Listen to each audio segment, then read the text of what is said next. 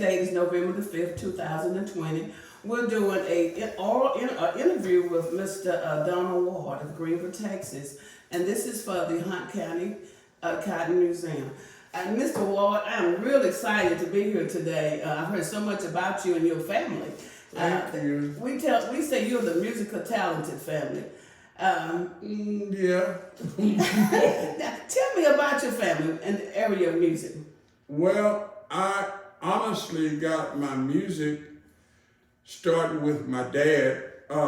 Most during his time of coming up, he had several uncles that played.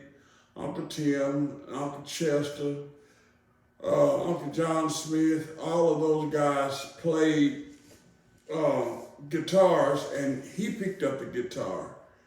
And then his first cousin, Buford Hendricks, played the mandolin. And then his brother, Floyd Ward, played the left-handed fiddle. And they all went up and down the streets of Park Street. That's how they made their money for their weekend, I guess they say, picnicking and having fun. They would go and they would walk up and down Park Street making music to, as they say, the rich people down Park Street during that time. It didn't take very much money for them. He was telling, my dad would tell me, it didn't take very much, you know, if they could get $20 between the 5 or 6, then there was enough to put gas in the car, there was enough to buy them some chalk, which they, you know, they go out and have their little drinking time. But they mostly had time to spend with their families. That was a real close-knit family. The only part that they really separated on, some went to the Christian church and some went to the Church of Christ. Okay. It was all, at one time, they were all at the same church, and some of them wanted to go to Church of Christ with no music, and then the others wanted to go to the Christian church. Well, all of my aunts, Aunt Bernice, Aunt Clarissa, and my cousin Hattie, they all played piano, but they all went to the Church of Christ, which they had no music in there. So my dad and some parts of his family, which he had the Ward side of the family and the Hurdle side of the family, they all played some type of instrument. And then by our family being so big, which my great-great-great-granddad, A.J. Hurdle, is the one that founded Center Point Christian Church, and also this church where I go to Clark Street Christian Church. And he had 25 children. He had 17 by his first wife, and then he had 8 by the second wife. And he owned 140-something acres, which no black man back at that time owned any kind of land like that. He opened the first college down at Palestine, the first Christian college that was at Palestine. He opened that, he organized that. But he run through the country. He also organized the Christian church in Rockwall, Cedar Grove Christian Church, and several other Christian churches that he went around the country devoting his time to in preaching. And though he was the first pastor at Center Point, and then he came here and helped get this church organized. And so that's where he started on that side. But my dad followed Uncle Tim and Uncle Chester Hurdle in that music field, and he went on. And my dad decided at an early age, he went to Jarvis Christian College. He spent 2.5 years in music theory. And then they decided they wanted to send him in the army, and he was kind of like Cassius Clay. He refused to go. And a guy by the name of Nolan Burnett took him. Some way they figured out for him not to go to the military. So he worked for that guy for 35 years, breaking horses and working cattle. We were raised up on Nolan Burnett's ranch at an early age. I was born on that ranch and lived there until I was 21. And but my dad had the biggest impact on my music. He had bands from back before I can remember, he played with little groups here and little groups there. But he organized a group that he got with. He used Eugene Finney, which was a organist here at this church in Clark Street, and Mr. James Hutchins, which was a saxophone player, and also Lafayette White was a drummer. And they used various bass players, but at my age of 13, I started playing with my dad's band. And a lot of people thought I was 18 because I was so big. But I followed him up until he passed away. You know, in 2009, when he passed away, he had stopped playing, you know, band things for 4 or 5 years. But James and I and my son and my 2 sons and my nephews and grandsons have kept the music going on. I've had a drummer and a bass player and 1 or 2 keyboard players out of the bunch. My nephews on my wife's side, most of them taking what I had, my basic, and give it to them. Well, they're both better musicians now than I am. But my dad always taught me, if you don't get better than I am, then my living has been in vain. And through the years, you know, after I came up, like I said, I'd done a lot of things in life. I hate God, no I did. And I was working for, my dad wanted me to find something that I'd do. I told him I just was not college material. So I went into metal trade as a welder. I learned to weld, and I run a shop for about 10 years out here on the west side of town, is Bobcat Welding Shop. And I stayed there with them until the guys got sick and one of them had cancer and stuff. But, you know, after all of that, that was the best family that I ever worked for. Those guys treated me, there was no color barrier with them. They would go off and leave me working in the shop, $20,000, $30,000, $40,000, and knew that I was a gambler from my heart. But God changed that. But they left me with that kind of money, and if I got any of it, they said, we'll take it out your check next week, don't worry about it. But we had a good relationship. Those guys treated me like, if it hadn't been for Bob Priest, I'd probably been in the penitentiary because he was a minister. And his brother also spoke, and he was a deacon at churches. But Bob took me in his hand, and he would just teach me different things, you know, about life. Along with my dad, I had 2 good, you know, 2 good men that I could relate to. And then later on, after they closed, I went to work at L3. I hadn't been there 6 months. And they went to talking about the layoff. And I said, oh no, I got a family, I got to provide for these kids, and it's just not gonna work. So I decided to go to work for the sheriff's department. So I went and applied for the job.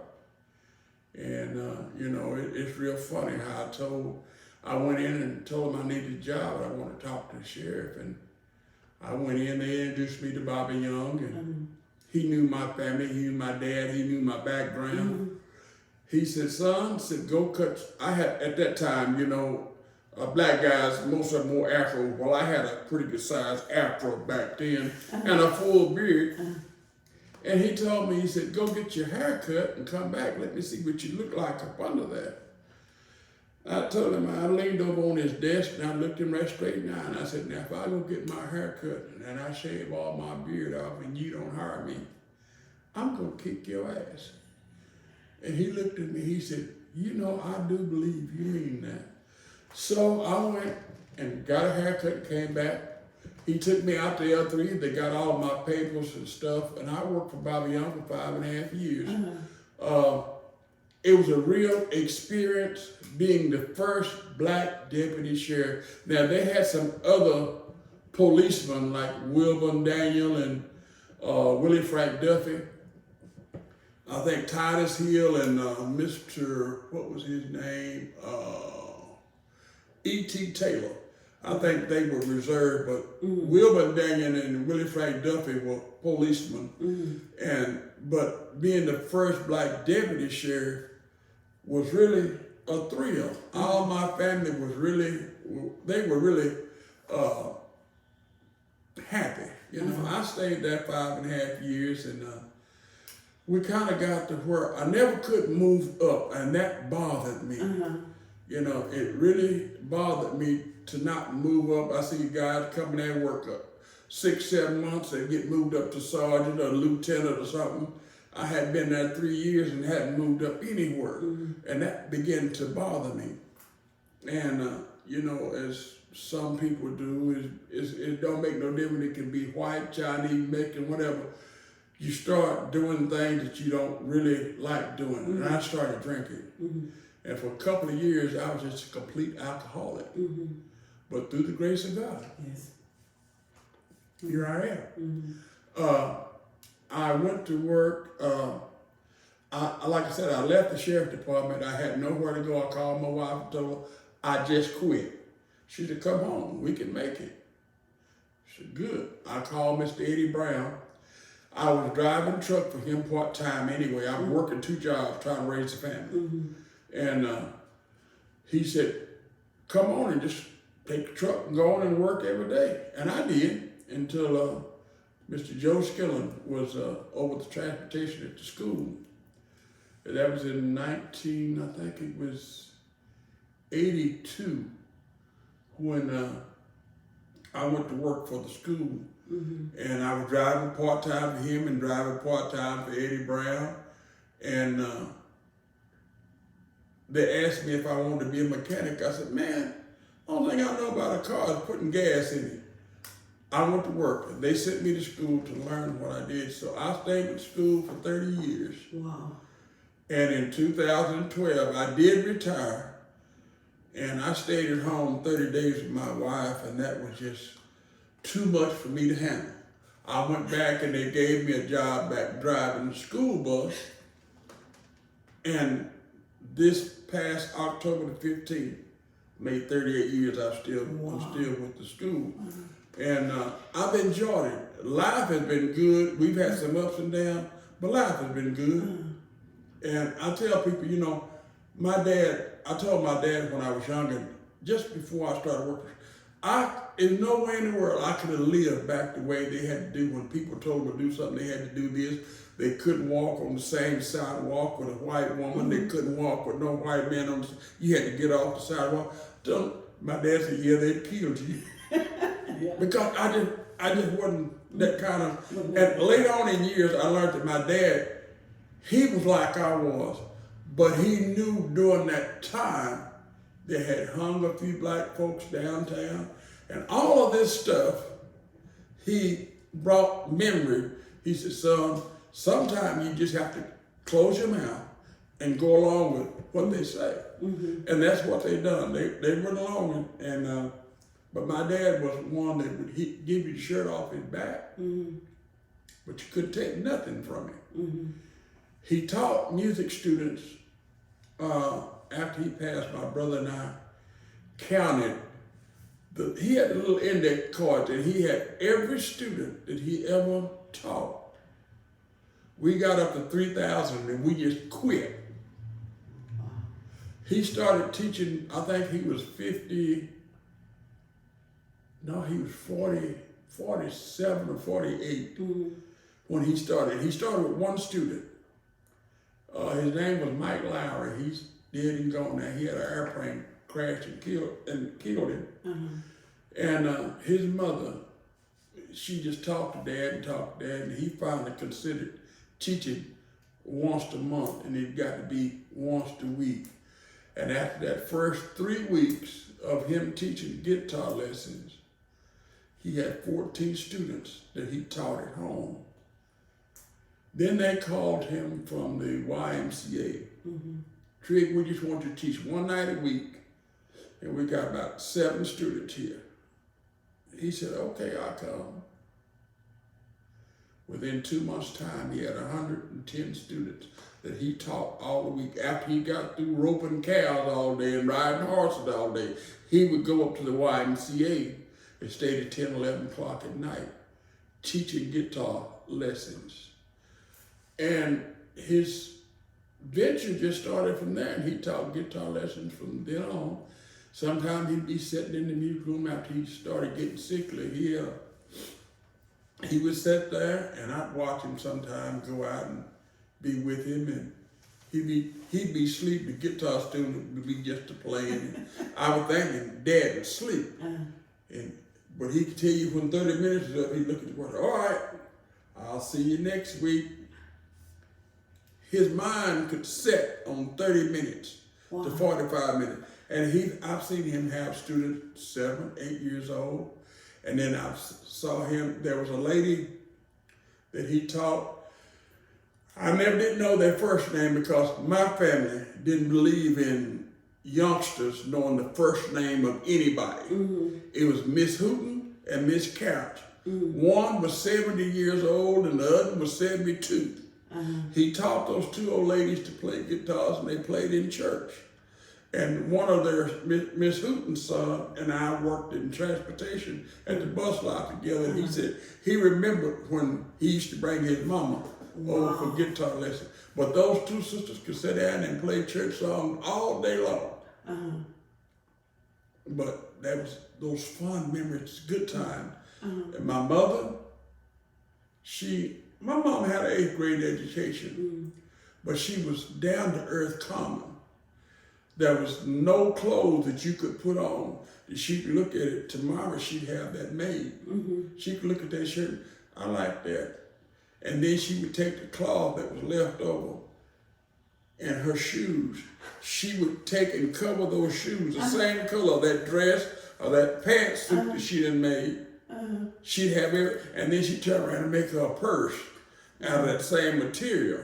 She'd take it and sew that leather, that same color on top of some leather and make that same purse. Set up and crochet all day long. Talk all day long and steady crocheting. Made coats, sweaters, socks, caps, hats. She was a wizard on stuff like that with an 8th grade education. You know, some people have common sense and some have education. Well, she had deep common sense. She could make anything. She could cover couches. She could take material. She could show you. I mean, she worked out at what was that furniture place? I can't remember. Her and my dad both worked there. He was a shipping manager, and it was out there by out there where Wings used to be. It was out there in that area. They had that furniture place out there, and they made furniture. My mother worked there, and my dad did too. But my mom could cover any chair, any couch. If she could see it, she could make it. And she'd tear it off bit by bit. She said, I just want to see how it was put on. And she could cover any couch, any chair. It could be a lounging chair. It could be a folding chair. But she could take dinette sets that people had thrown away. I've seen her take and sand them off and put them back together and cover the seats. But this stuff they done. And people would take guitars to Dallas that had broken necks and stuff like that. Her and my dad would sit up all night long trying to figure out a way to put that back together so it wouldn't break. I mean, they've had places in Dallas that could not put that guitar back together. That old man and my mother would sit in that room. Sometimes my dad would be up 3, 4 o'clock in the morning trying to find a way to put that back together. Some of the guitars are still together and some of them are still hanging out there on his wall. I've got 13 guitars out there that I don't do anything with, still hanging on his walls. We've got leftover stuff that he had that we inherited, my brother and I. So our family had been musically all the way. I've been in bands. My brother has been in bands, and my sons have been in bands in different churches. And then we played, other than churches, we played in the band. It wasn't the thing that we were trying to get away from God, but that sometimes that was the only way we had of making money. You know what I'm saying? because a lot of churches don't understand what musicians go through. They think, okay, we can give them $50, they'll play every Sunday, they'll be forever. It's not that way anymore. I play here, I've been here 37 years at this church playing. It's not the money, it's Jesus in me, not the money in me. You know, because I can make a whole lot more, but you gotta deal with driving to Dallas, you gotta deal with sun, rain, sleet, and snow, going back and forth. So why not stay at home and keep your talent in Greenville? Because I've had 4 or 5 young men that have made beautiful musicians on what I could show them and teach them the basics. Sometimes if you just give them basic, and then I've taught guitar, I've taught bass, I've taught drums. My brother have taught bass and drums, and so we've been trying to follow. Dad just had more nerves than anybody I know. He had patience. I mean, the man raised horses, he raised cattle, and he raised dogs, and everything that he touched loved him to death. His horses, only thing he had to do was holler. He had 13 of them. They would come up in the afternoon, in the morning they would come up, and he fed them twice a day, in the morning and in the afternoon. But you couldn't get one of them to go in the wrong stall. I mean, he had them all positioned where they go. And one would get the stall wrong, and he'd call out, and you know that's not your stall, come out of there.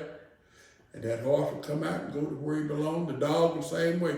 That's not your bowl. Go over there and get on your bowl. That dog would go and get his bowl, and that other would go away. Because the other would sit there and look at him and look at the other dog, and like, would you tell him to get out of my bowl? And that's the way that he trained. His cattle were the same way.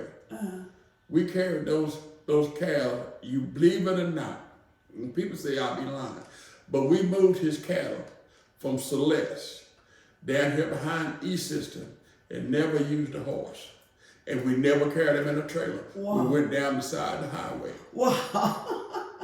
Wow. It was 24 of them, and we walked them all the way down beside E-System. Brought them right down 69, right on through here before they built all them bridges and stuff, and carried them right on out there by L3, and that's where he raised them. We walked them right down beside the highway. Wow.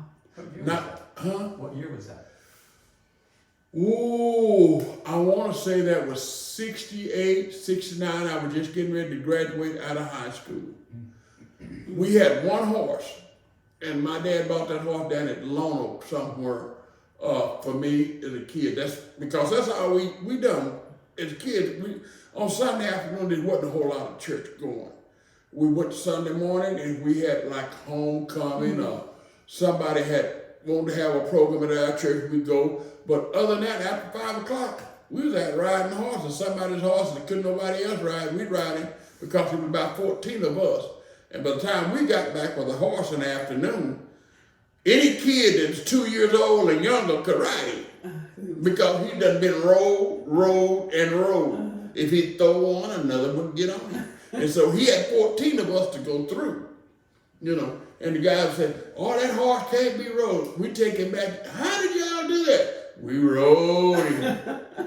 Boy, some of them horses would be so glad to get back home because, you know, we boys just didn't have no fear. Swimming everybody's pool, snakes would come out of the pool when we go in, you know, and we'd fish in everybody's pool. But that country, that area around there, we knew it. You know, we walked, I was telling some kids on the bus the other day, I said, this property down here, we used to walk and hunt and stay out all evening.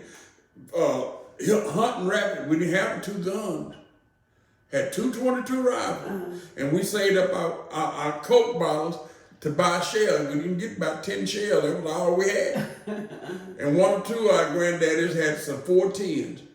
And we finally got up enough muscle to buy a box of 14 shells so we could use the 22. We started using the 14 and we squirrel hunt with that, you know.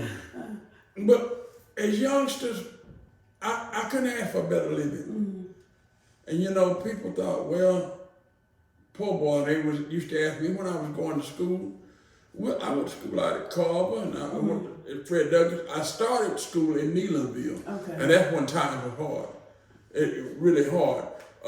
We didn't have a whole lot to eat out there, but being thankful to the people that were cooks at that time, they knew all the families. They knew how hard it was for us to have something to eat. But now, at home, I mean, people couldn't understand, Ward, how could you eat steak? How can you eat pork chop? Because my daddy raised cows. My daddy worked on a ranch. My mother grew a garden. So we were never hungry. And if you had, now, in this, before school would start, she'd go buy you 5 pair of jeans. And people say, how can you afford 5 pair of jeans? I mowed yards during the summer. I didn't stay at home doing nothing. I went and mowed yards. So when it come time for me to get my clothes for school, I bought 5 pair of jeans, 1 pair for every day. And the ones that had holes in them, that's what you played in when you got home. And if you had a good pair of shoes, you took them off. You know, and me and one of my friends was laughing the other day. I wanted a pair of Converse in high school, and we couldn't afford to buy them. Now I can afford to buy them. I don't even like them. I want a pair now, you know, because he said, Ward, when I was coming up, I had to beg my mama to buy me a pair of Converse. And he said it was hard. And I talked to him this morning. He said, Ward, I got over 60 pair of tennis shoes at home right now. And he said, some of them I just tried on and put in the closet. He said, but I can afford them now. Back when I was coming up, we couldn't afford them. People just don't know how blessed we are. I tell these kids now, some of these kids want you to stop in front of their house to pick them up. I rode a bicycle from Center Point to Carver School because I was in the band and carried a baritone saxophone on the back of it. Because that's how much I love music. Never could read bass music, played bass guitar in the jazz band at Carver. Mr. Hutchins made me play sousaphone for about 4 months so I could learn how to play bass music. I still can't read it good, but music was just part of our life. It was a God gift to my family. My brothers, now my daughter started playing. She played the clarinet. I don't think she ever played with 3 notes, but she was in the band, and then she got. I think she got in the flag corps, and the baby girl started playing guitar, and one of her cousins broke the string on her guitar and made her mad she wouldn't even touch it no more. So, but my brother and I, well, my younger sister, Rosalind, she played saxophone in the band. She got to be pretty good, but she got pregnant when she was 17. She dropped out of school. I played saxophone, which I played several instruments. I played the saxophone section, alto, tenor, and baritone. Played guitar, piano, the organ, and music was just part of me. I could play the trumpet, the trombone. I never did like all that sliding. My arm just wasn't long enough. But I played the drums. Any musical instrument, you know, I could play 2 or 3 chords and make a melody out of some of it, except for the banjo. That was and the fiddle. That seemed like it was unorthodox to me. Trying to bow and the banjo, you had to work all you think. My dad could play them all. He could play the fiddle. He could play steel guitar. I mean, banjo, mandolin. He could play them all. He could even chord with one hand on the piano, but he could tell you when you were playing the wrong note. But put him on a guitar and he was a wizard. There was not a chord that he did not know. He could dissect any chord and tell you where it went to, diminished, minor, major, whatever. He could put it. And so, like I said, he started me playing guitar when I was, well, about 4 years old. He had a little mandolin, and that's what I started beating on. And after I got to be 7, he had me a little old box guitar, and I started playing it. And then he started me about 10 or 12, playing bass guitar. And once I learned the basics, he would bring me in the room with them while they rehearsed. And he would teach me song by song by song. And some of the guys asked me, how do you remember them songs? You don't remember them butt whoopings went behind them songs that I didn't learn. Because see, he was sitting there and he, that's not the way that goes, that's not the way I showed you. So you had to do it the way that he wanted you to do it. Mm-hmm. And he was the same way when he had his cows and we had to go out and fix the fence. He said he could tell when I went and fixed the fence, and he could tell when my brother went and fixed the fence. Because see, I knew what the end was going to be if the fence wasn't fixed right. My brother hadn't learned yet. But he did after that second time, Daddy. Sent him to fix. See, I could go fix the fence, and he'd look at that fence. You fixed this, didn't you? And then he'd go look at one. Jim, get that fixed right. He knew exactly. He knew who went in the gate and how they closed it. But it was just his mind. Uh-huh. It was a certain way that he wanted done, and you couldn't change that. Mm-hmm. But he was as gentle as a lamb. But if he told you to do something once, that's all the chance you got. Once. Mm-hmm. Second time, you felt what he wanted you to do. Mm-hmm. He was the same way with his horses. Mm-hmm. He trained them right down the hallway. Wow. His grandkids would walk through them horse legs, they wouldn't kick. Better not kick, because he was not going to have it. Mm-hmm. He made them, all of them come in. If one of them kicked it, the other coming through the gate. That horse had to stand at the gate until all the rest of them went in the barn to eat. Uh-huh. And he'd stand there with that bullwhip in his hand. That horse would not move until all of those horses went in and got to their stall. Then he'd let her go in, or him go into where he's supposed to go. But that was the way that he trained everything that he had. His cows, his horses, his dogs. Mm-hmm. I've never seen animals act the way they did. My dad had got sick, and he went to Raleigh to the hospital. His doctor was out there, and I'll never forget it. I tell people, they say, "Oh man, you crazy," but at the time he had 13 horses. Dad had been gone about 3 or 4 weeks. Mm-hmm. Well, we had been going out and feeding the horses. They just come up and go in the barn like, okay, this is not Daddy. This is not tree. This don't look the same. And they sit and look at you, put the feed, and they look at the feed and look at you. That ain't not a tree. I don't know what this is in this trough. That's the way they looked at him. And he came home on a Saturday afternoon, and right out behind our house where my stepmother lived now, there's a gate there. And he went out and stood by that pool, and he hollered, "You!" Mm-hmm. All 13 of them horses come out across that pasture. They looked up and seen it was him. I never seen horses act to a human like they did to him. Mm-hmm. He was amazing with cows and horses and dogs. Mm-hmm. He could get them to do anything. Boy, I never seen horses jump and kick and turn, and dogs turning flips. Them dogs just turned and flipped, would jump in the pool, got wet, and come back and turn and flip all in the dirt, all in the sand. They just kicked up just because he came home. Because they recognized. They missed it. And he had a love for animals. That was things that you could not do. His horses, his cows, his dogs, and his family, them 4 things was a no-no to him. You don't fool with them. Mm-hmm. He was just that way.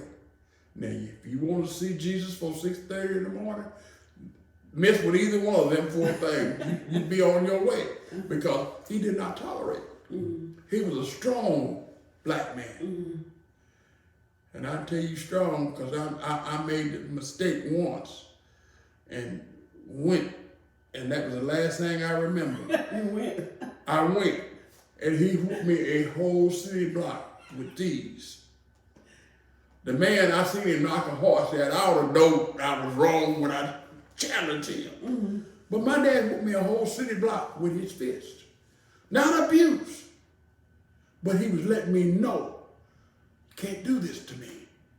I'm the head of this household. Mm-hmm. I rule the nest here. Mm-hmm. He made a believer, And then he made a man out of me. From that day on, we were the best of friends. Because he let me know, I am your father and not one of your playmates. And in my household, it was two things you didn't do. Disrespect him and disrespect mama. Now you get killed disrespecting mama. Boy, I mean, I tell them all the time, if they'd have had child abuse when my daddy came up, he'd have been just now coming up for parole. But he always had a saying, never slap a child in the face. God prepared another place. And from your shoulders to the bottom of your feet belong to him. It wasn't no abuse. He gave you a whooping. And he didn't do it once or twice. If he whooped you twice a year, you just some mama bad. But mama was rolls out, and mama just be hitting and just be whooping, and she'd be hitting herself as many times she hit me with that belt. I said, now, are you happy? And boy, she would almost kill me then. But I'd be like, mama can hit pretty hard. But it wasn't nothing compared to daddy. Daddy was firm when he whooped you. You know, last whooping I got, I never will forget it. My sister and I think I was in the 7th or 8th grade, about 14, 15 years old. Daddy came in and I had thrown a glass at my sister and was cussing. And I had a brand new pair of blue jeans on, and I never will forget it. When Daddy he had just come in, they had been getting up cattle, and he had that bullwhip latched around his shoulder. Now, he cut the skin 1 or 2 times, but when he got through with me that day, the only thing was left was a belt loop and the belt. All of this part was cut off. My daddy gave me he gave me a whooping that I never would forget.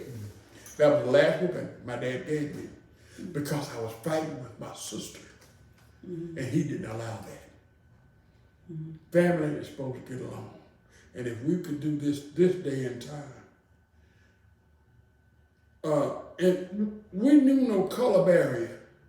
I wish I'd have brought my book and showed you. We got some places that my dad was the only black person there. Because we were out there playing with the kids. My sister and I were the only kids in that neighborhood during that time. You know, where my dad went to play guitar because all the family was white. And I got some pictures. If you see it, you just be, oh my God. And you know, they finally recognized him before he passed away as a musician of the year in Greenville, Texas. What is it, J.L. Green Jr. recognized him, and they gave him an award. I had that book, and I was aiming to bring it. I forgot it. But we can get it later. With my dad, it was something that was beautiful. He taught me life. He taught me how to work, but just don't learn one thing. He taught me at 12 or 13 how to drive a stick shift truck. He taught me how to run a bulldozer. He taught me how to use a track loader, a backhoe, how to mow pastures, how to cut trees, how to build fences. He said, you'll never be without work if you learn this. A lot of these kids now, man, they ain't gonna do all of that stuff. We got to learn it all. You know, we learn how to fix. We've been out. I mean, some of these kids would die if they had to go out and pull a calf. Well, I've been out many times with my dad. Calf couldn't have a calf, turn around back, and I'd watch him stick his arm up and down, turn him over, and then we still had to pull a calf. I mean, and horses, I've seen them, you know, have horses, and they be turned the wrong way, and I've seen him turn them. I've seen him do a lot of people that would take a cow or something that was sick to the vet. My dad wouldn't. He had a book, a doctor's book on veterinarian, and he read that book constantly on different diseases and different stuff. And every time they would come out with a new book, they would get that book. And him and his wife, now they got 2 or 3 of them out at the house now. Different diseases, black leg, hoof and mouth, and all that stuff that come along. They learn what to do when they came. Never did lose calves. He said, I could have robbed Mr. Burnett blind with calves that were sick. could carry him home and doctor him, but I doctored for him. And in the end, Mr. Burnett would give him cows and calves. We never were hungry. We never missed a meal. My mama was a fisherman. She loved to fish. We had rabbit, we had squirrel, we had coon, we had, people don't like armadillo, but it was good. But I lived in the country. And it was, I thought, see, a lot of kids that lived in the country had an outhouse. I didn't know what an outhouse was till I went to my grandparents' house. Down further in Center Point, that's all they had. Our first church, that's all we had was outhouses. But where I lived up on Mr. Burnett's place, we had indoor facilities. Wow. Running water. A lot of kids that I went to school with in Neelanville had to go to the well and get water. My grandparents had wells. My great-grandparents had wells. Had the coldest water in Texas. And the best water in Texas to me. Chester Lee, before he died, well, his family still got it. But he's got a well down there at his place, down at Dixon, down there where his fish farm was. If you drank a glass of it, you'll drink a gallon before you stop. It's just that good. Wow. And that's what he run to his fish in his tank. He had 37 fish pools before he died. Every time they needed a load of sand, he'd go dig a pool and he'd put fish in that pool. And then he'd run a plastic pipe from that pool to the next pool. So when he turned that well on, well, it wouldn't cost him anything. He had a well. And all 37 or 38 of them pools had water at all times. Wow. They never run low. In the summertime when everybody else's pool going dry, he had plenty of water in his pool. Because he'd run a pipe from one pool to the next pool to the next pool, and he'd fill them up. Wow. He had all of those pools down. He'd haul sand for different people. But he had some catfish down there, y'all. Some beautiful. And they'd go down there, they would start going down at night, and he had some albinos, solid white. He had a pool full of them. And they went down there and sang his pool. They stole all of his fish out. Yeah. He started sitting down there with a gun at night. He said, "Water, I hope they don't come because I don't want to kill nobody." But he had to start sleeping down at his pool down there and keeping old biting dogs down there. Couldn't nobody go down there but him. Them dogs knew him, but you couldn't go down there. But he said, I don't want to kill nobody by stealing the fish, but they stole him blind down there.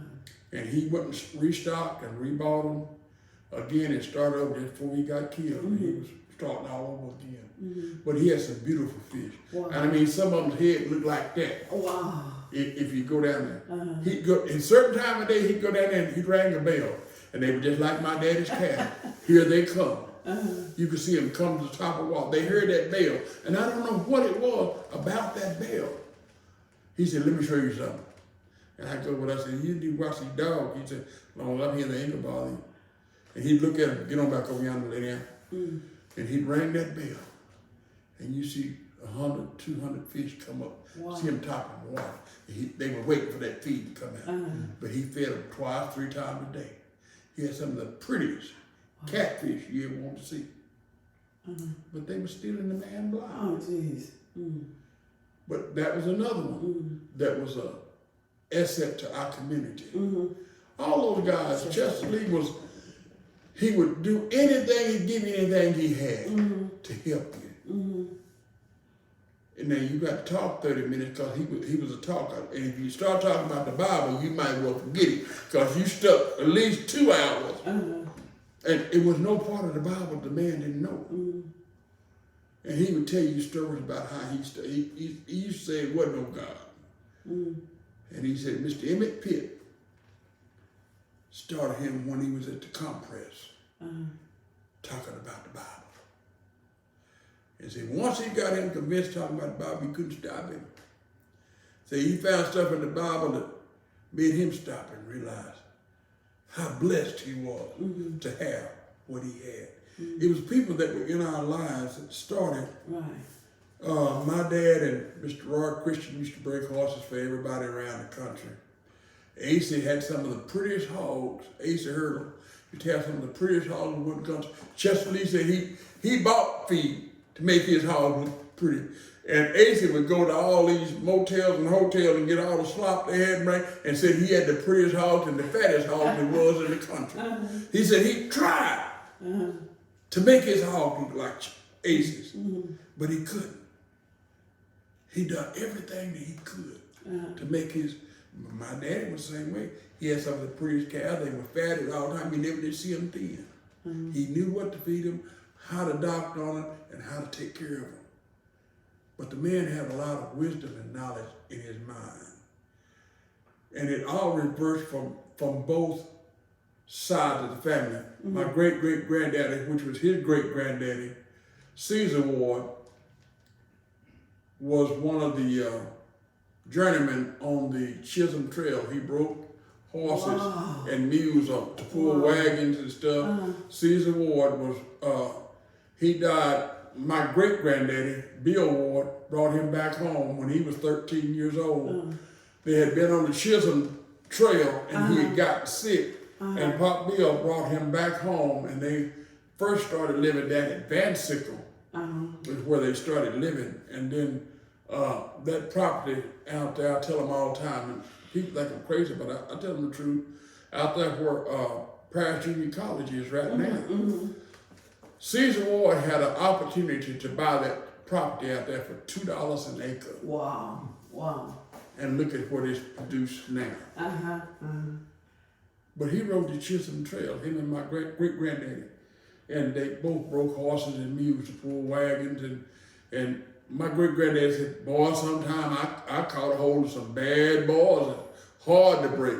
But then my daddy started doing it, my uncles and my granddaddy and them, all of them broke horses. They had horses and mules. That's what they done. Wow. So him and his brothers, and some of them were in Oklahoma. One uncle, one of my Pop Bill's brothers, he was one of the first blacksmiths in Okmulgee, Oklahoma. He had his own blacksmith shop. He broke horses. All of them, had families and stuff. They broke horses and they took care of their families in the way that they could take care of them and, survive.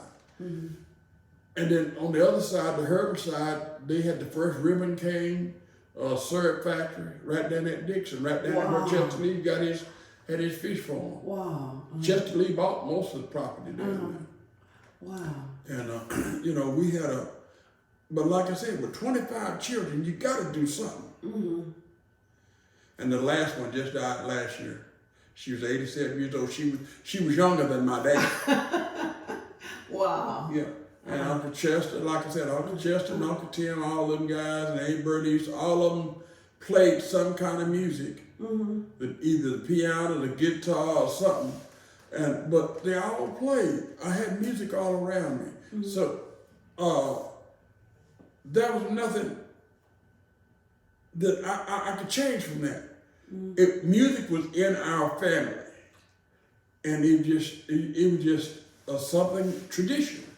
You learn to play somewhere, and I loved it, and I think I had a good upbringing with my mother Clarice and my dad Trigg. A lot of people said that was his name. His name was Alva Lorenzo. He signed the check as A.L. Ward. But he got that name from his daddy named him after a guy that used to work at, my granddad, his daddy, used to work at the old Mount Aegean. And he kept that's the reason I wonder, where did I get this mechanic skill from? But he kept all of the motors, gasoline motors and stuff running at that Aegean. That's what he done.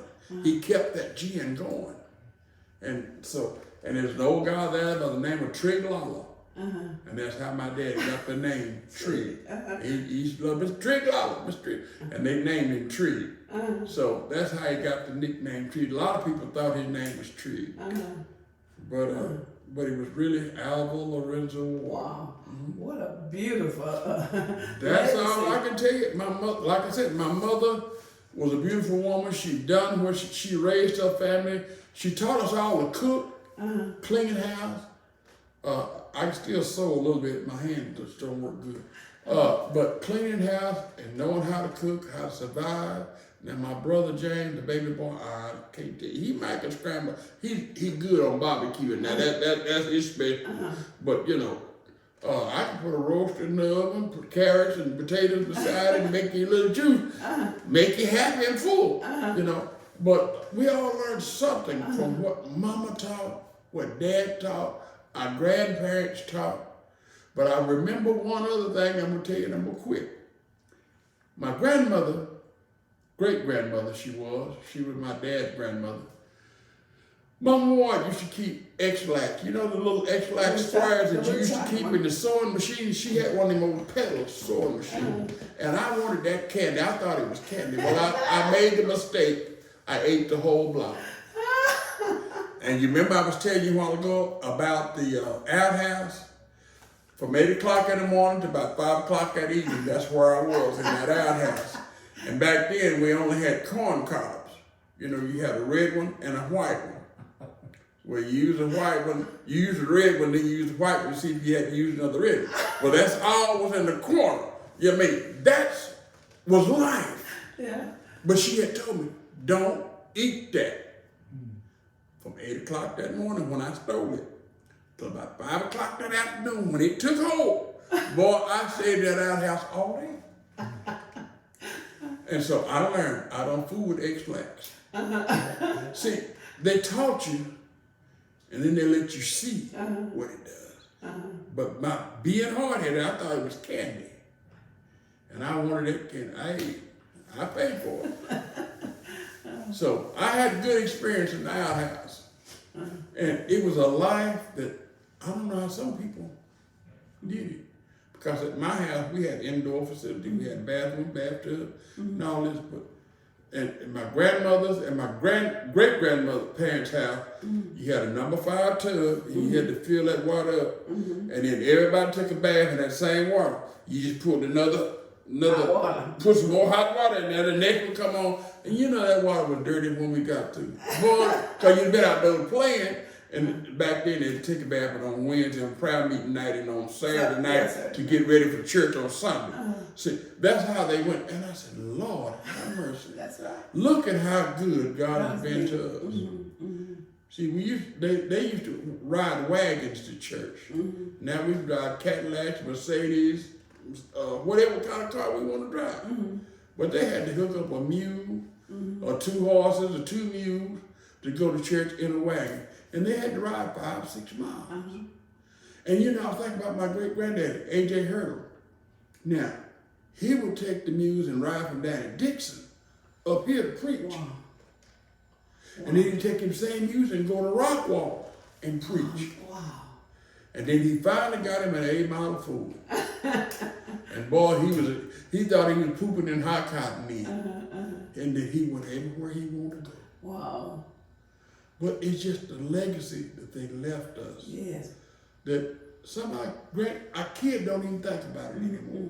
That's what I tell them when we go to our family reunion. Instead of trying to find somewhere to go gamble, find and see who were your ancestors. Look at what they have left us, a legacy that they have left us to do better. You know, it was, boy, some of the stories my dad and my great-granddad used to tell us it would be amazing to some of these kids. But this last reunion we had, year before last, it was in Greenville. And we got to go to the Cop Museum, and they saw a lot of stuff that they didn't even know about Greenville and didn't know about our people that we had done, the Ward family, the Hurdle family. They found a lot of stuff that they didn't know happened right here in the city of Greenville. Out there in Center Point, Dixon area. They didn't know all of that. And they were really amazed. And then we went to the cemetery and saw all the graves of our ancestors that they didn't even know had happened. Some of them didn't even know they were even kin to those people. This is the things I tell them. When you go to a family reunion, when you go to college, make sure you know who you're related to. Tell these kids who their daddies are. Yes. It may have been a mistake back when you were coming up, but tell these kids who their parents are. Daddy may be John Henry Johnson. The mama may be Oswald Joke. Well, that child is wearing somebody else's name. That's who was ever in the house at that time. You know what I'm saying? But I tell them all, yeah, I got one half sister. She was born before I was. She's 6 years older than I am. I got a brother. Let's see, James is 50, soon will be 55. Byron is 58. That was after the fact. Can't help how a child got here. Right. But that's still my brother. My mother had an older son. He dead and gone now. But I'm the oldest son of that bunch now. So, but we all live together and we check on one another. You know, I got a sister in Oklahoma. Every month or so I had to call her, girl, you all right? Yeah, brother, I'm doing fine. And then I surprise, I sneak up there and see, is she doing all right?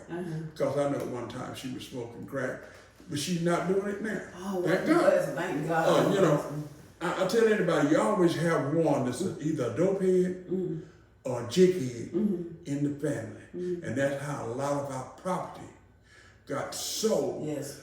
That's the last one in the family. All the rest of the good part of the family done died, and you leave one jickhead or one dopehead, and they will sell everything just to get that high. There go your legacy. There go your legacy. Gone. Goodbye. Gone. Nothing you can do with it. You know.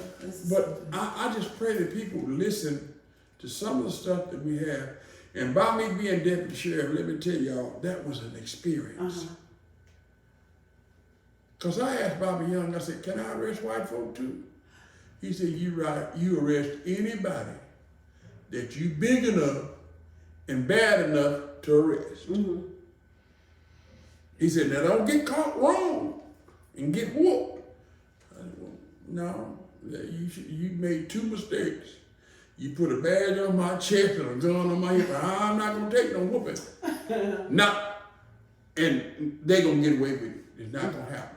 You know, and my dad told me, he said, son, I was there about 4 years. He said, please quit this job. He said, boy, I cannot sleep. He went out with me one night, and I went to a place, and baby, it was about 3 feet of that farthest tree down there. Oh, okay. It was a man and his son shooting at each other in two trailer houses, and it was dark. I couldn't even see my hand in front of me. Daddy said, you gonna get out there? So I got to, that's my job. Boy, is you crazy? And we was on the way home. He said, boy, please quit that, because I'm not gonna be able to sleep anymore until you get home. I was living next door to him then. He said, I'm not gonna ever be able to sleep until you get home. And because I'm hating to get that call.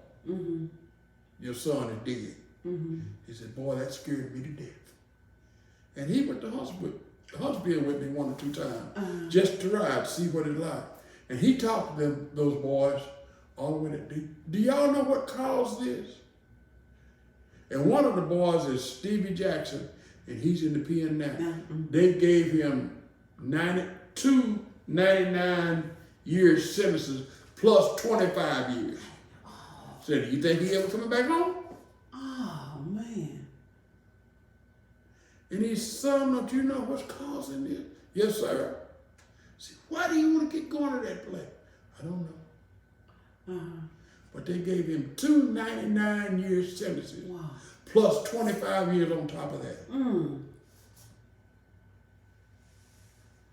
I don't understand it. And I tell them that I've never been in jail. I soon will be 70, yeah, 70. But see, I knew what I had to face if I went to jail. Trigger Ward. And that's what you didn't want to face when you got home, was Trigger Ward, and you in the wrong. Because I'd rather go on to jail than go home and suffer that consequence. Because boy, you gonna get a real beatdown. Son, if you're wrong, I'm not coming to get you. If you're right, I'll spend every dime I got. But he was firm and believed what he said. And he was just that type of man. So I don't know anything else I can tell y'all. Well, I have some more questions. Okay. Okay, you had mentioned Centerpoint Baptist church, Centerport Christian Christian church. church, uh-huh. Which one started first? This one started first. Okay, This one started first, and then the rural one. okay, Center Point was a rural. He said when AJ started this church, he said the people in the rural area need a church to go to too. So they started out there, and then across the road between my Uncle Jay Hendricks and my great granddaddy, they started Church of Christ in a tent right between the two houses. And that's where the Church of Christ started. And then they got a preacher out of Dallas, Reverend Nixon, I think, was the first one. They came here, they were up on Marsh Street, right next to Miss Primrose out on Okay. Marsh Street, okay, right there in the flat. And that was the first one I remember having a building. It was a little old church there. And I think Wesley Pearson was the last one that was in there. It was a Pilgrim Tabernacle last. But that's where the first Church of Christ started on Marsh Street, and then they're down there on Bodart Street, the same church. okay. And I read somewhere this church is over, what, it started, We're 156 years, I think. is that one of the oldest church in Greenville? Is that right after slavery? Yeah. Okay.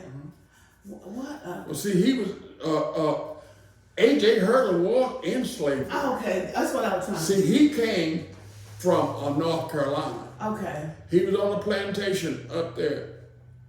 There was the Hurdles and the Hazel okay, family. And how they got to be Hazel was they were on the plantation by the Hurdles. okay, And the man sold some of the Hurdles over to the Hazel. okay. So they are really brothers, but it's two different families, the Hazels and the Hurdles. And I got to meet some of them. It's a gospel group. They're the Hazels gospel singers up in they're in Virginia. Wow. So I have a lot of relatives in North Carolina and Virginia that are the Hazels, the Hurdles, and what other? It's another. I can't think of them right now. But that's how the family started. And A.J. Hurdle, he was sold to a guy in Naples, Texas. Okay. That's how he got up here. And the old overseer was so mean to him, he beat him. And he jumped on the train after he beat the overseer. He jumped on the train, and when he got off the train, he was in Hunt County. Wow. And that's how he came up here. And he went back after he got, I think, his first one or two kids. His mom and daddy were still living, and he went to North Carolina and found them. And that was the last time that he saw them. He came back here and made his family here. And they started down at Dixon. He got hold of some money, some kind of, he didn't steal it. But he got a hold of some money, and he bought that 100-something acres down there where Chester Lee has got his, And Dixon, yeah, I know Dixon. down at Dixon. And he started, his first ribbon came. And syrup mill down there. But all of his kids, he didn't hire nobody. His kids worked there. Wow. Okay. One more, not one more, I'm gonna make it quick though. Okay. You mentioned your dad went to church, went to college. He went to college and majored in music theory. In a time when black people weren't going to college. But then he went to Jarvis Christian College, which was an all-black college at the time. But it wasn't very big. It's still not very big, but that's where he went for music theory. Okay. Yeah. And you know, believe it or not, since you mentioned that, you know how he got to school? He would come home on the weekends. And there was an old guy that drove a gas truck. He had to go to Hawkins every Sunday evening to carry a load of gas. And my dad would play his guitar, and Mr. Morrow would take him to Hawkins every Sunday evening. And on Friday, he had to go back and take gas back down on Friday. He went down on Friday and Sunday. Wow. And my dad would catch him on Friday evening and come back home. And on Sunday evening, he'd catch him going back down there. Wow. That's how he went for 2.5 years, back and forth to college, on that gas truck playing that guitar. That is remarkable because I know black people back then just didn't go to college. They barely made it to the 8th grade. Yeah. And you mentioned the school in Neelanville. We've been researching that school as well. And you did attend Neelanville School Yeah, for a while. I went from the 1st grade to the 5th grade Okay. at Neelanville. My dad was a graduate Okay. from Neelanville High School. Okay. He, Wilma Jean Hendricks, Harriet Hendricks, Pivot Hendricks, his name was Henry Buford Hendricks. My uncle Dennis, Dennis is 78, 79, he graduated. Anna and Nana Daniel, they all graduated from Neelanville. Okay. See, it was a lot of them that graduated. They were getting ready to close that school down Okay. in the 5th grade, and we left there.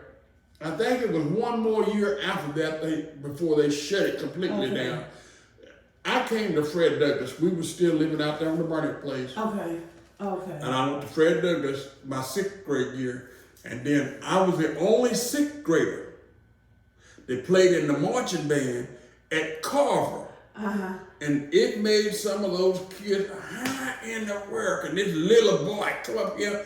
And Mr. Hutchins said he'd been taking music lessons for the last 2 years. He'd not play any of y'all, so you might well sit down and suck it up, because he could outplay any of you. Because I've been teaching him for the last 2 years. Wow. Yeah, my dad started me right after I got to Greenville. My dad, that was one thing I didn't understand until I got to be about 25, 26 years old.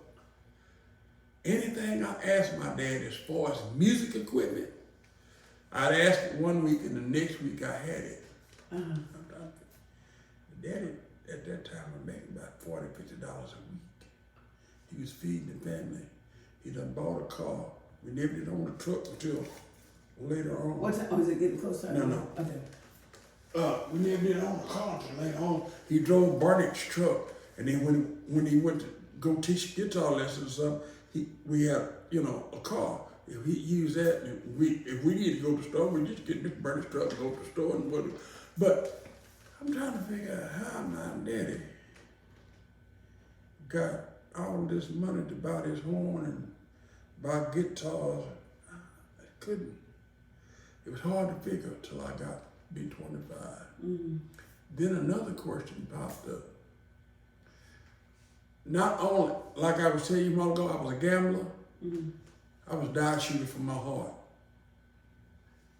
I gambled, playing cards, poker. I learned to do this. And I wondered, where did I pick up this from? My daddy said, son, a lot of time when I went down there by the slaughter pen, by the slaughterhouse down there, they'd have a crap game. I wasn't only feeding cows, I was feeding y'all too. He said, sometime I win $500, $600, $700 a week. At the slaughter pen. Shooting dice. So I said, that's how I got into that, shooting them dice. But he taught me something. He said, when I quit. When I turned my life over to God, I quit. And that's what he done. It's amazing how those people could tell you, they couldn't tell you then how they got the money. But that was something that he told me and it just astonished me. It just knocked me up. I said, Daddy, he said, son, sometime I win $500, $600, $700 a week. Wow. And when I went to buy y'all something, and he said, I bet you $50,000 on y'all's music equipment. I ain't never regretted a dime. Wow. Because between you and James and y'all boys, we made all of that money back. And some. Because I bought you cars, I bought you new guitars, and said, I never was in no strain when you boys got up and started playing music with me. See, the first from the time I was 13 years old up until I was 21, I never did know how much money I made on Friday and Saturday night playing with my daddy. Wow. Because he put it up. By the time I was 16 years old, I was the only student. Me and Edward Williams, Mr. Lawson Williams, used to live right there in his house. Me and his son were the only two boys in that class, other than Freddie Sims, that had a car. Wow. Because I done played every Friday and Saturday night with my daddy. I don't know, like I said, I don't know how much money I made. but he paid for a car. Wow. First car I had was a 56 Ford. It wouldn't back up across the street. If you parked down here, you had to park on here so it rolled back. Because it wouldn't, only way it would go was forward. It wouldn't back up, it'd go forward.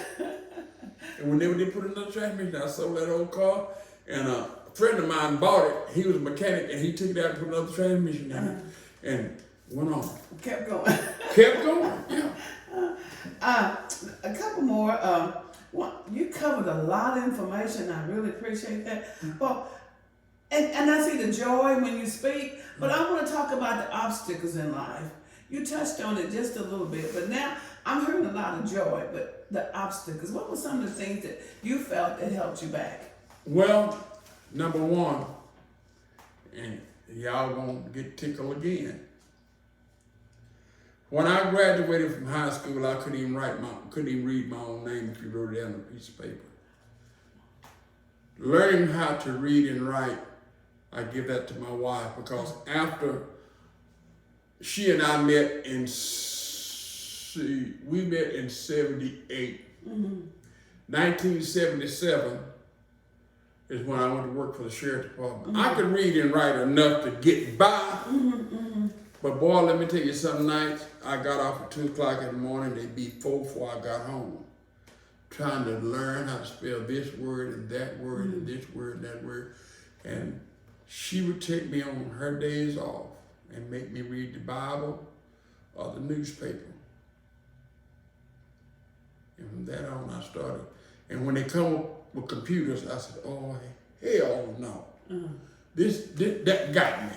Now, I can do something on computer, don't get me wrong, I can get in there and do what I need to do, but learning how to read and write was a chore, because I don't remember. Now, being a welder, if you tell me to go out there and build that fence out of pipe, where they got that wood fence, because see, I tear all that wood up because I couldn't do it. But a metal building, I can build any metal building, set any form you want, put it together. But when it comes to wood, I cannot do it. I don't know what the different measurements are, but that was something hard. Figures, numbers, Social Security number, I never had to pull my billfold out. Driver's license number, I don't never had to pull it out. Because those numbers, being a policeman, numbers were something I could remember. You know. If I seen a license plate on the truck, I could remember till I could sit down and write it down. Very few phone numbers I have to look at. Now I pull up, now my kids and some people that change phone, like my sister, now I had to look to see what the last number I called from, because I got about 5 in my phone. But as far as phone numbers, license plate numbers, my social security number, my date of birth, different numbers that I need to, like on my Medicare card. I know all those numbers, but those things I can remember. But they're just like, I can see preachers that can remember verse by verse by verse, but I got to read every one of them or get my Bible on my phone. Some of them, now the Lord's Prayer was something that my mother taught me as a kid. You don't forget that, because Mama taught you. I run into a guy that was like that, and I thought I was the only one who could do that. His name was Baby Ray Elder. You remember Baby Ray? I know the name, yes. Baby Ray and Bueller used to bootleg down there. Baby Ray couldn't read nothing, but you couldn't out-count him. And there was not a Bible verse, a Bible scripture in the Bible that you could start it and he could finish it. I said, Baby Ray, how did you learn that? He said, my mama taught me as a kid, 3 or 4 years old. She sat down and she could read. And she could sit down and he said, I never had the patience to sit down and learn how to read. He sat down and she would read him the Bible. Every night, she would read him the Bible. And you couldn't out-count him, but you could out-read him. But when you read that Bible to him, if you started, he could finish it. And not just that verse, that whole chapter. How he had a photostatic mind like that. I see people that run big businesses. Look at Jabbo on 4 or 5 trucks. They had to go orally give him a driver's license. He could not write it down because he couldn't read and write, but you could not count it. We had people that made it off a little. And I watched those people. Jim Williams was another one, was a big bootleg over here, couldn't read and write, but you could not count him. And you could not hustle him. He fed his family. He fed his sisters and brothers. And these are people that didn't have no education whatsoever. But me, after a time, now I start reading Sunday school. I start reading the different things. I'm not good on writing a whole bunch of stuff down. I put it on computer I put it in my mind. This is what I'm going to say. I used to wouldn't pray out, but now I do. Wonderful. Because it's a change that God has put in me. And I tell people, you got to learn to trust God sometime. I'm waiting on another blessing. And when I get it, the whole city of Greenville will know it. Because I feel like that's something that needs to be told so that somebody else can get a joy. That somebody can see that God is real. A lot of people don't think he is. Because I had 2 young men that was here at this church. And I'm thankful to them. Now, one of them had just come back. He was preaching in Paris, but he's back with us now. They used to tell me, Ward, you need to quit gambling on Friday and Saturday. Put your money in church. I ain't put my money up for that preacher to get.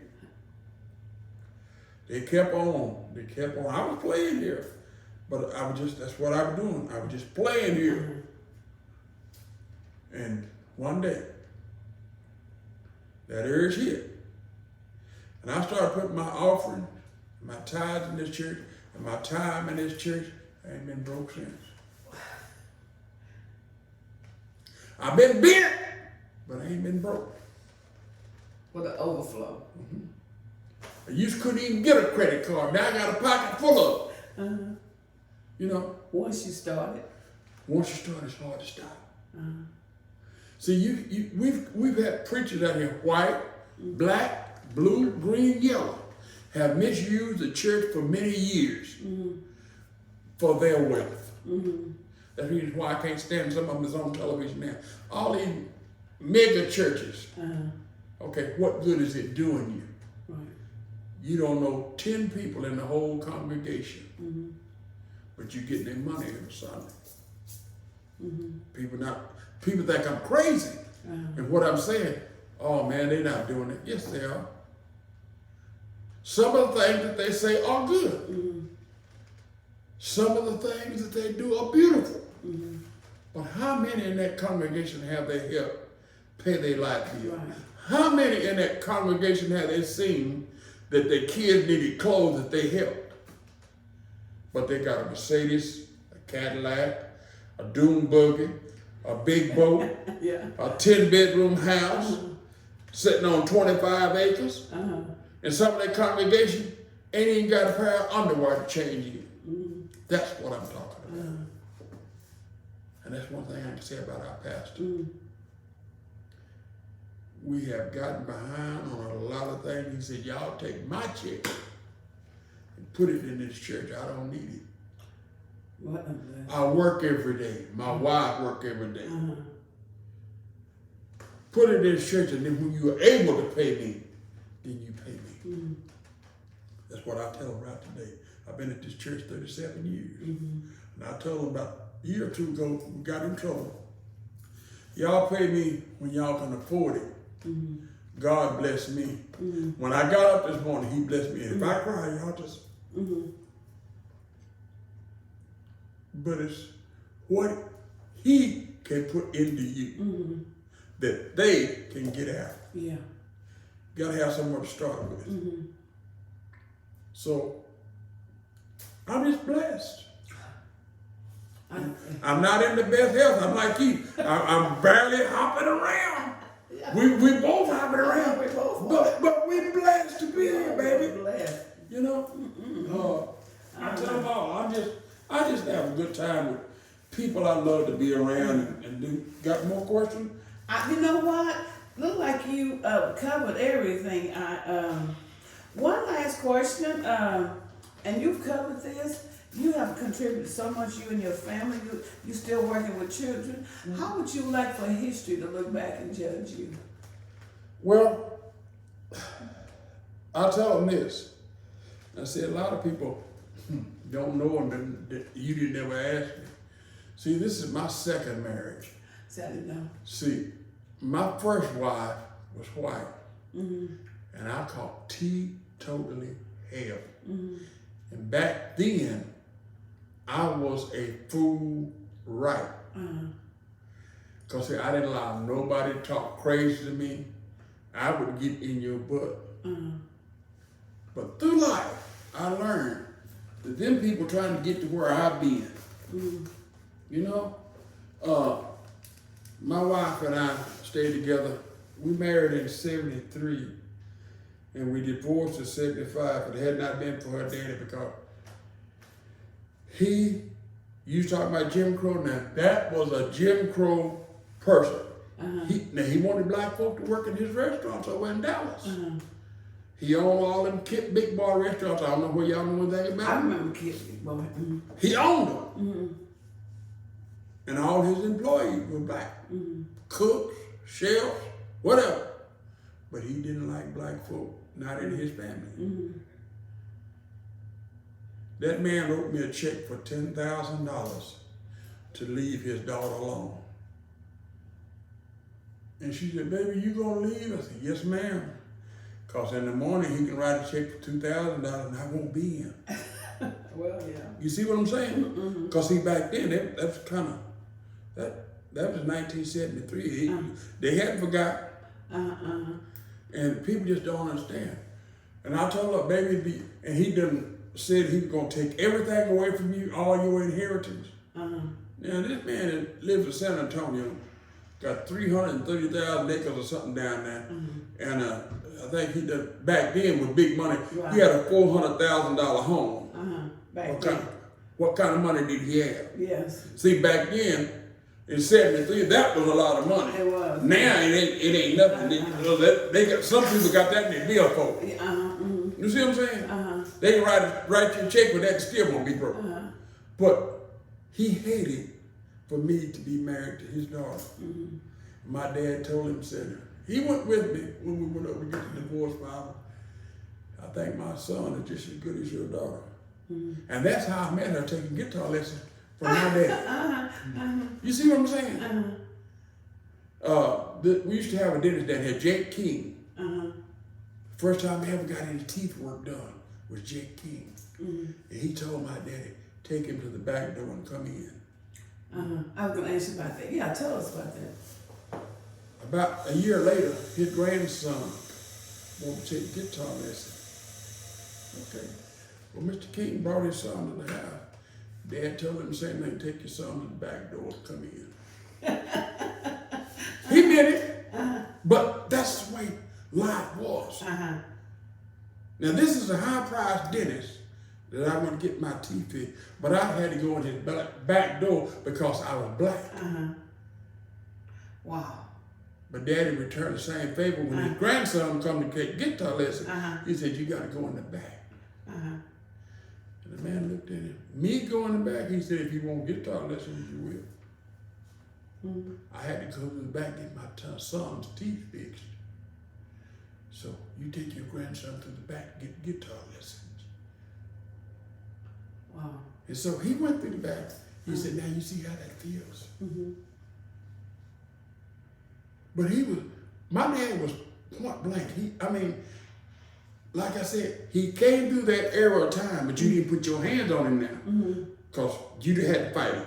You couldn't put your hand on him. And you couldn't misuse anything of them 4 things I told you about. Right. You couldn't misuse him because he would go to jail for you. But he was a true trooper. And he said, yes, son, you would have learned to live through this time because it killed you.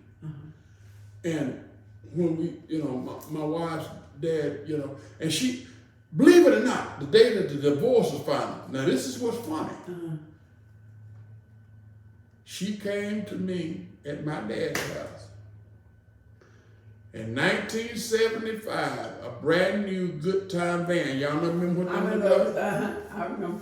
I didn't know a dime on it. She Wow. had paid cash for it, brought it to me and said, you take that check that daddy gave you and we can live on. I don't need his money. Girl, you better go on with your family because they're going to try to kill me. Yeah. That's what's going to happen. So from that day on, I never see her anymore. We split our ways. I went my way, she went hers. I moved back with my mom and dad for a while. And then, like I said, in 1977, I went to work for the sheriff's department. And my wife was a dispatcher for the police department. And that's how we met on the radio. Wow. The wife now. The wife now. Oh, okay. And so, 42 years later, we still together. Oh, that's good. We got 5 kids and, all of them doing good. I see, that is, we missed that then. I missed asking you about the children. Yeah, all my children, they're doing good. I had one when we married and she had one. Now, my oldest son, which just had a birthday, he's 40 just turned 43. He's a truck driver, he drives all the time.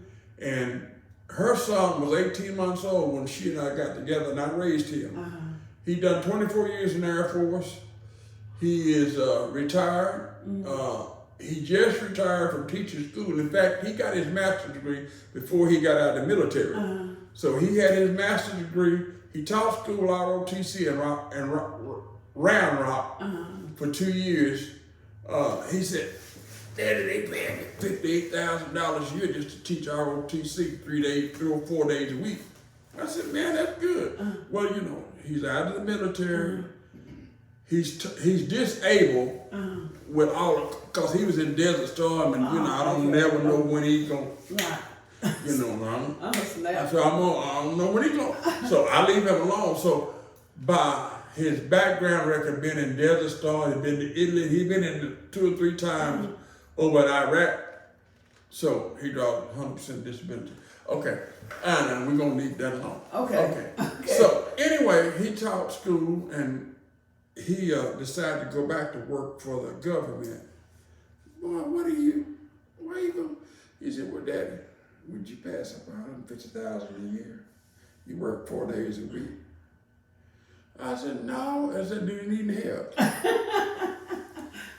He called his mother the other day and he just built a $700,000 home. Wow. And boy, and then his wife is retired from the military. She's 100% disabled. So, God has been good to them. Yes. And then my oldest daughter, well, we had 3 kids together. And that last one, we'll talk about that in a minute.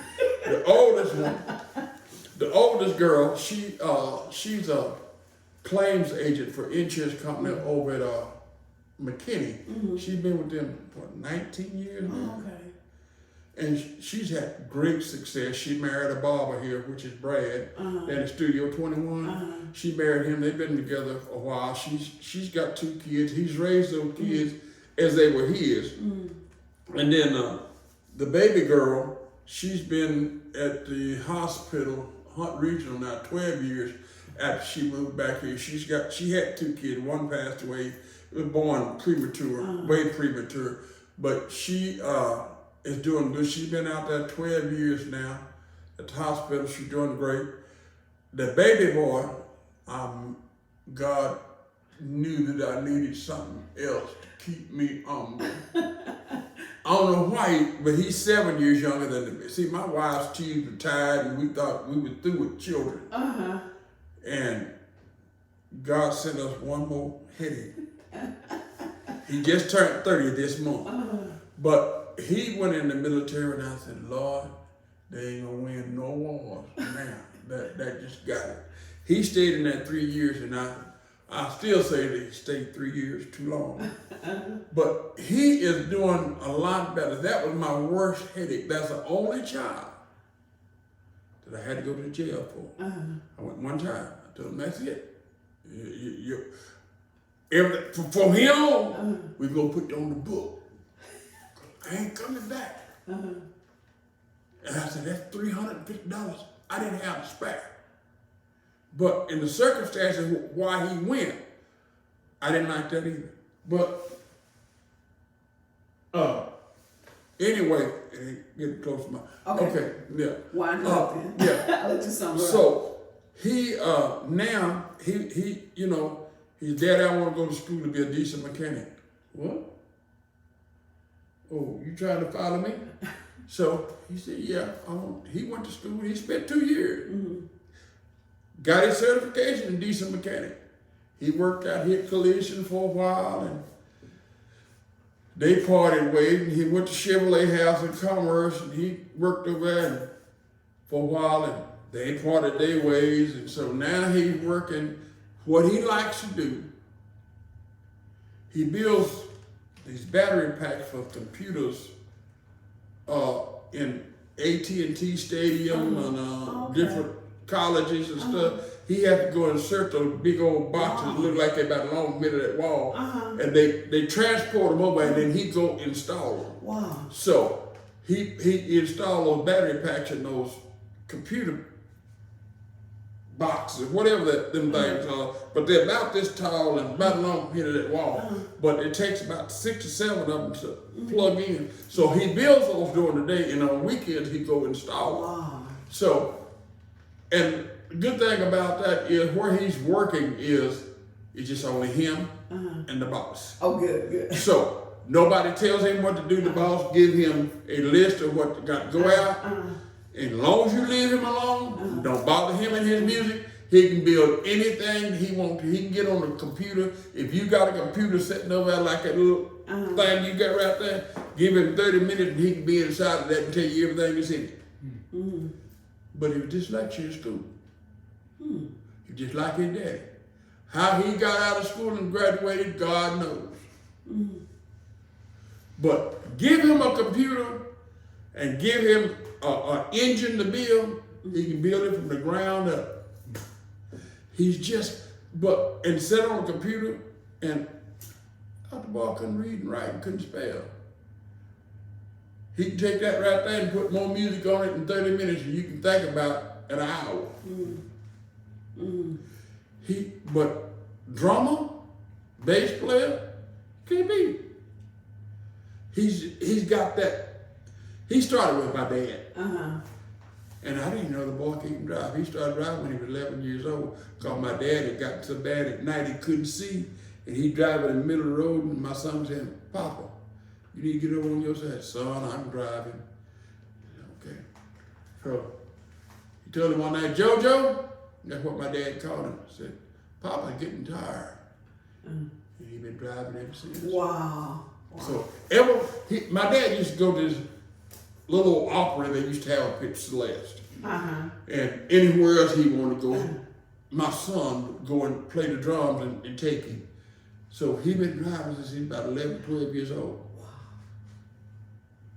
But like I said, when he went in the military, I didn't, his mama shipped him out of here because she said, I'm tired of him sitting over here. He got this baby and all of this, and it wasn't doing nothing. So she shipped him out to the older brother. Walter was in Missouri at the time, in the middle, and he was in the Army. And so Darren went in the Army too. And so, you know, he went in there and he got in the Army. I didn't think about what he was doing, but he knew that if he went in the Army up there, they were going to station him somewhere back down here, and he was trying to get close to home. See, he had enough sense. And guess what? They put him in, what's the name of that, down in Fort Hood. Fort Hood. What is the name of that town down there? Temple, Killeen. Killeen. Yeah. See, he was smart. If he go in the military up there, he get through basic training, they gonna send him back to Texas. Well, that's what he wanted. And they stationed him at the Killeen, 3 hours 3.5 hours from home. Yeah. See, he was slick. He's smart. See, he's a con artist. He's a very good con artist. He's the baby. So Yeah. He got away with more. He's the baby of the family. And so, but you know, they all work. And, you know, they've done good for themselves and their families, you know. You know, I look over these questions, look like you covered everything. I just have enjoyed this meeting. All this information you have provided. Is there anything, John? And, you know, I was going to mention, I didn't mention, I should have mentioned, Go you know, ahead. behind every successful man, there's a good woman. Yeah, we have time. Now, my wife is not very outspoken. She'll let you know how she feels and what she thinks. But without her, I couldn't raise the kids I made it. She, even through all the stuff that I've done in them streets, gambling and all of this stuff, she's still with me after 40, soon will be 43 years in March. And it's been a blessing to have some of that. Y'all, it ain't been no peaches and cream. Like I tell my kids, the only way you get to where me and mama got, you got to go through some things. Right. See, God put obstacles in your life. And see, I tell them, I should have been dead and gone a long time ago. Going in men's houses, they going to work, and I'm courting their wife. But mine stayed with me through thick and through thin. I tell anybody. Let the life I live speak for me. Well, I done lived a bad boy. But you got to go through some things to get to where God wants you to be. He gonna send you through some things that you didn't think you'd ever go through. My wife had been through cancer the last year and a half. We going through the blood clots. She done had. I remember the eyes. She done had 4 eye surgeries.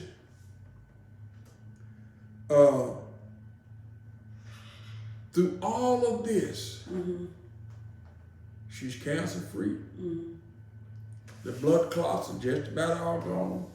Now, if she gets sight in this last eye, she had $140,000 to put a corner in her eye a year ago, and it'd take a year for it to be where she could see. Wow. She's home right now, eyes are bothering her. I said, well, why you go to the doctor? I didn't have the money. I said, who said you didn't have the money? Don, I told you yesterday I didn't have, wait a minute, she gets on there. I told you yesterday I didn't have $1.79. I said, as long as I got breath and got 2 credit cards, just got some money on them, you can never be broke. You know, I still hop around and drive that school bus every day. And, you know, come to think about driving a school bus. My son and my brother, Daddy, every time a bus leaves Greenwood, you don't have to be in it. And the next week, Daddy, you got $200? Excuse me, but hell yeah, I got $200. I drove a school bus last week.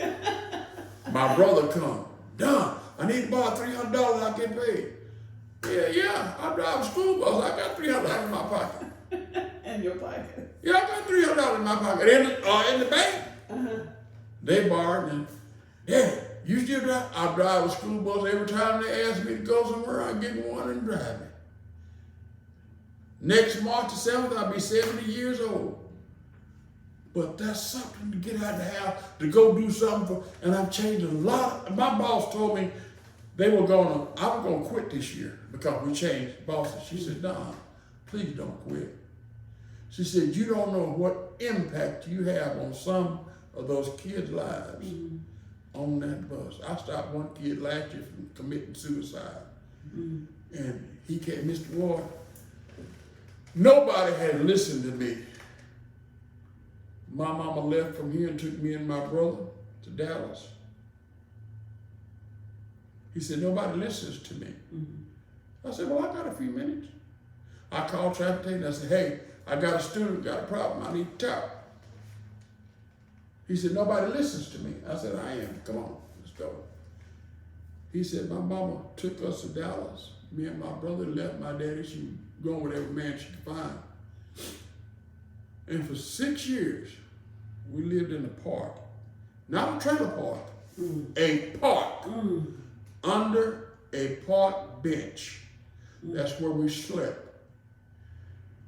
And I had to bathe in the bathroom all year long. And you know it's cold in the wintertime, y'all. Water's cold. But he never quit school. He said, I want to be a decent mechanic. I said, you keep your ambition. And every day he would stop and talk to me. Mr. Ward, I got this little girl I'm gonna marry, son. Let me tell you something about getting married. I said, you're in the 11th grade. You need to find you something first. I said, she graduated, she was a year older than he was, but she graduated the year before, and he graduated this year, last year, I think it was. No, this year. And so I said, you keep your ambition, and you put your ambition to use. Well, his daddy was a mechanic also, and the only thing he worked on was vets. And then he told me, he said, well, the way I've made it in life, because, you know, Dad don't have a whole lot. We live in a trailer house, and me and my brother was there, you know. He said, me and my dad, we go to Dallas 2 times a week, and we get these pool tournaments. Sometimes I make $400 or $500 a night. Huh? Making more in a night than I'm making all week. Where is the pool hall? You know, but after he got there, he said, Mr. Ward, thank you for sitting and talking. That kid, when he got on the bus in the morning, he was cussing me out, everybody. And I listened to him. From that day forward, I had no more problems on that bus. He stopped all the kids from cussing and raising hell. I changed his life. That made, and my boss, Miss Kelly Jones, I never get, she said, you make an impact on some of those kids' lives on that bus. You may not see it right now, but you do. She said, I can't just let you go. Please stay with us. And so I decided this year, I done changed bosses 3 or 4 times in the last 2 or 3 years. Now I was tired of changing bosses. And I just didn't want no more change. And, but after she told me that, and I made an impact on 2 or 3 kids' lives, I'm gonna stay until the good Lord say different. I said I'm gonna get into 40, I'm gonna do 40 years, and I'll be 72, and I think at 72, I'm like, Betty, I can't hop no further. I done stopped hopping. I can hop to church, and that's about all I'm gonna hop. But life has been good. I'm not gonna complain about it. I ain't gonna take nothing from it. I ain't gonna give it nothing else to it. But, you know, I'm just thankful that I'm still here, that I can help somebody. You got it? Oh, Lord. You need that one. Hello? Okay. But we can end with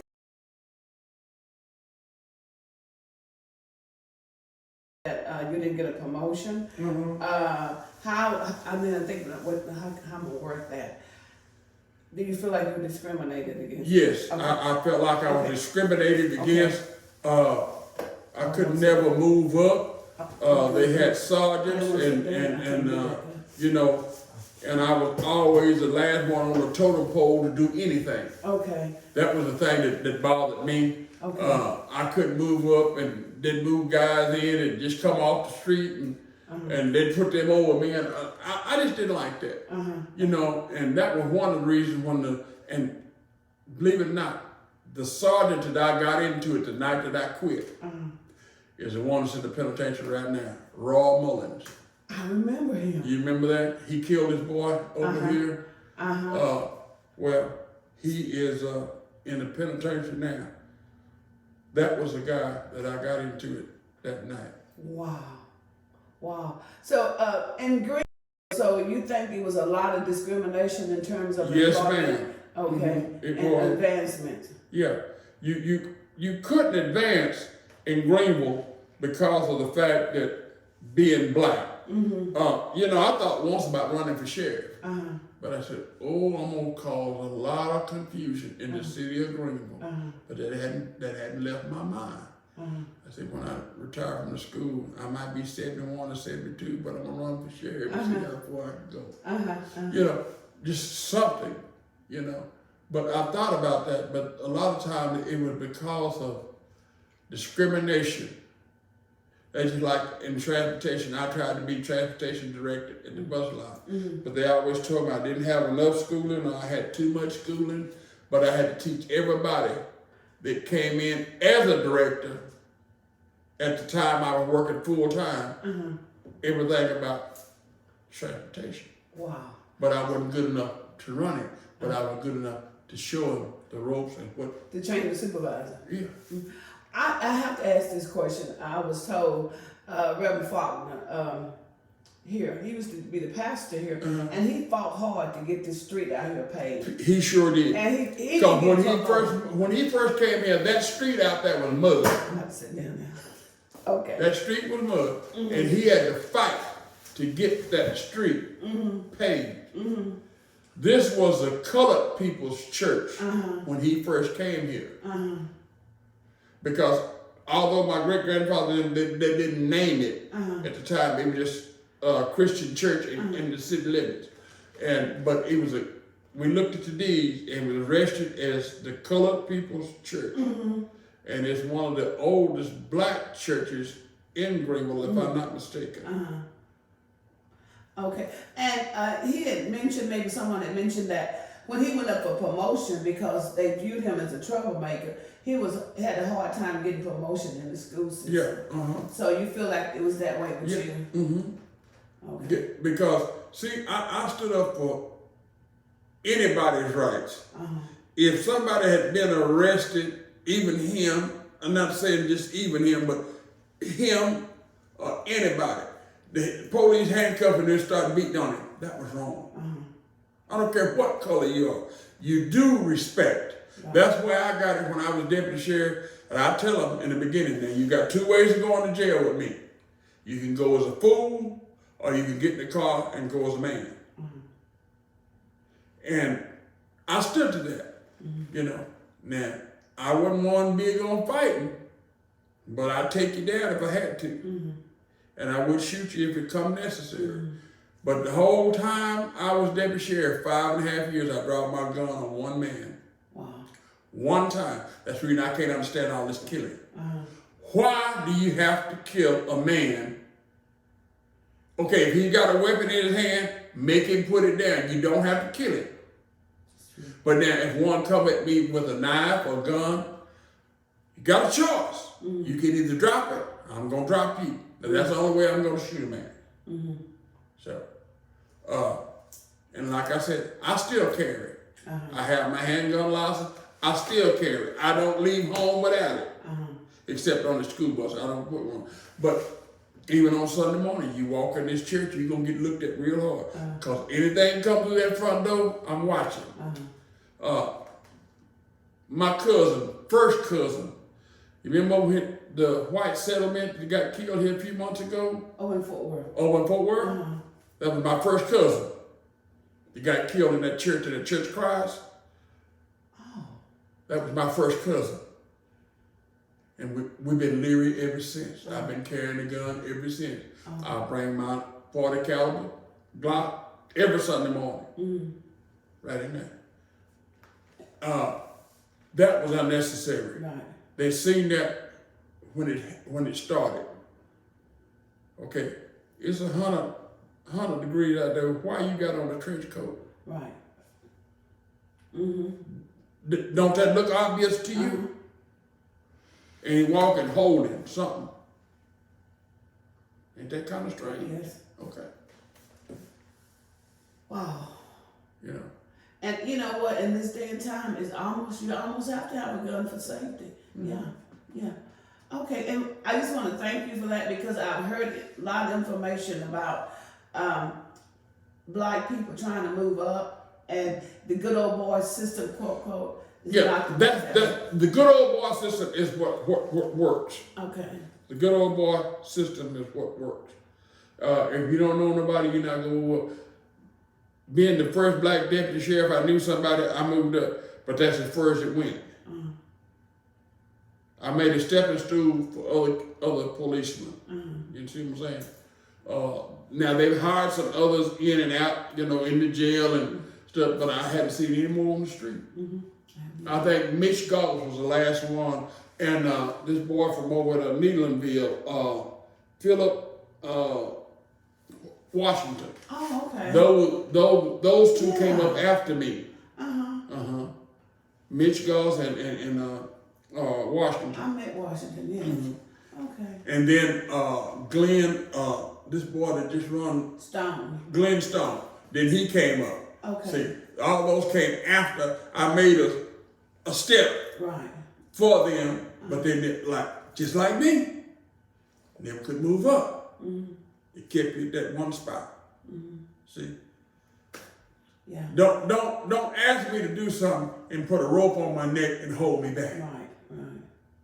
You know, Right. take that rope off and let me go. Move me up so other people can see that we can move up if we're given a chance. But we've had so many people that misuse those positions. Sheriffs, policemen, and constables, judges have misused that for their own will. Yeah. But this form of discrimination I have witnessed is all over. It's in social services. It's at the courthouse Anywhere you go, in Greenville. anywhere you go.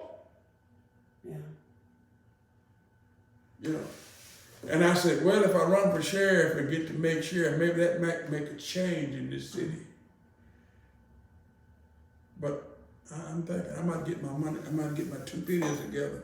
Okay. So I get 2 posters made. That's all I'm gonna get, 2 posters. That's all I need, the 2 posters. Put them up. We'll put one up on the church here and the other up at the barber shop. Maybe I can, you know, well, everybody come, you know, the barber shop, get a haircut, they come to church. So I'm gonna put one. I might find enough to get enough churches, put a poster up at every church, I might can make it. But, you know, by my family reputation, I may make it. Yeah. People have told me year after year, why don't you run for sheriff and see? You know, but I may give it a try. Well, you never know.